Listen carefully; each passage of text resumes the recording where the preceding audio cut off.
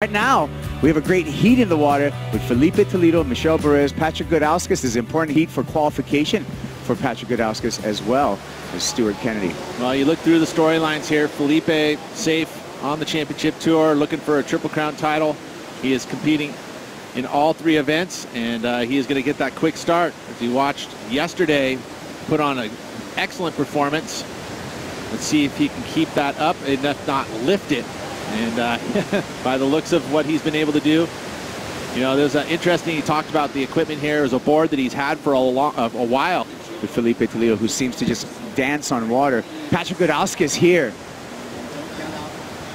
And Patty G is going to go complete on his opening wave. Not quite. I jinxed him right at that last second. Let's hope that this day is a good one for Patrick Gudauskas, because he is on that cut line, wanting so badly to be back on the championship tour. You know, not able to ride out of that whitewater there, so that last maneuver not going to be deemed complete, so he'll head back out looking for another two waves.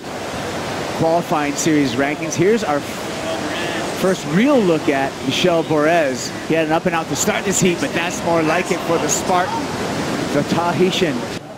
Yeah, well, I came here, I put a lot of money to get here, so I'm just trying to make as many runs as I can and get some money back, and then trying to get the biggest win of my career. And then if it gets me enough points to just clap the ranking, I would take it. But for now, all I can do is trying to serve my best and win the contest, and then we'll see after. To get here, so you know, congratulations on a great event so far, and he's got more to give. Sure does.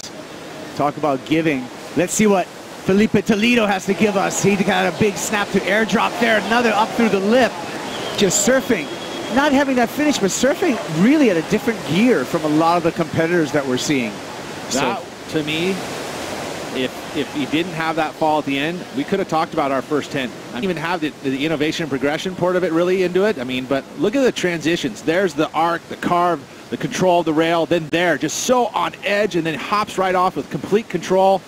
And then just there, the little bobble. But I still feel like this number is going to be pretty good. Probably excellent. Look at the slow motion, Peter. Look at this arc. Just driving. See the toes just clawing into the deck of his board. And so this turn. amazing.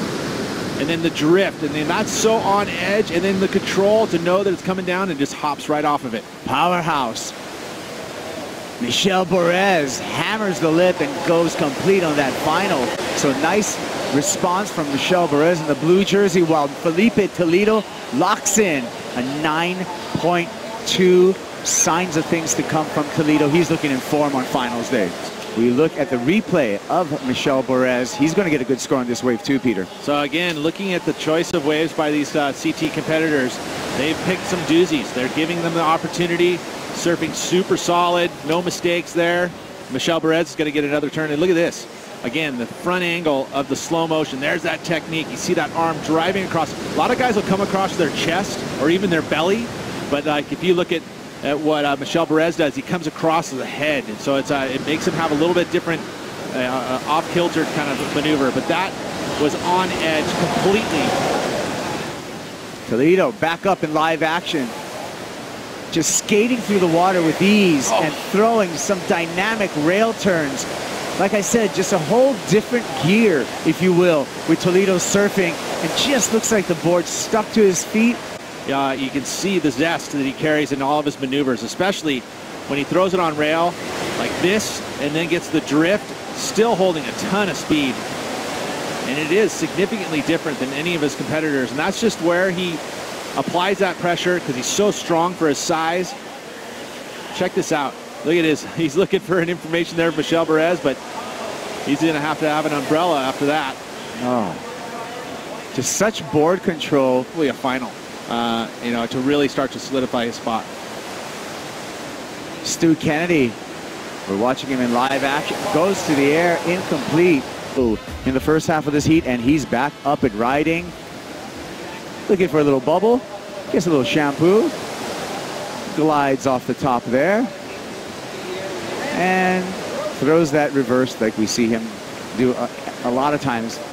Let's take a look at the replay here. Quick little barrel ride, which is the ultimate in surfing. Anytime you can get completely barreled, you would talk about that for days afterwards. That one there, I wouldn't say completely barrel, but if he disappears, look at his mouth wide open as he pulls into that tiny little barrel. But again, he's out there just having a good time, trying to improve on a 5, and it came up a little bit short, it looks like. Actually, we haven't seen the score yet. This happened during the break, Pete, with Pat Gudauskas. So utilizing his priority, important way for him to keep himself in contention, not only for his qualification, but in this heat. And a little bit of a hang up there, but he pulls it off, so that's going to factor in. They get tired. Yeah.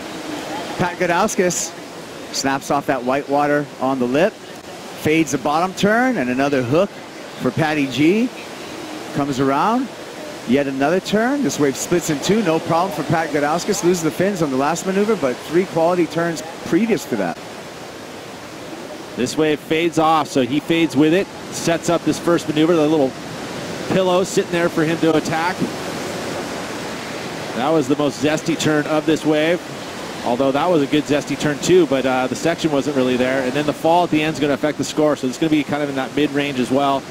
Looking for a 7.8 for a position change. He's in Tom Kern on that logoless surfboard, 1991. Stu Kennedy, beautiful arc to start, tapered wave.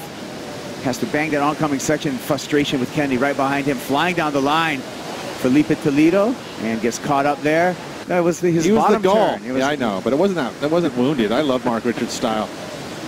Well, it's reminiscent of the Condor. No wonder you do. Where are we going with that? Trying to find a position. He's going to let him go. Here it is.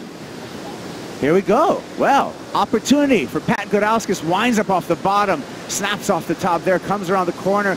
Whitewater climb, cuts back, rebound. Inside section, what's he got? Snaps for finish. Is this enough for Pat Gudauskas?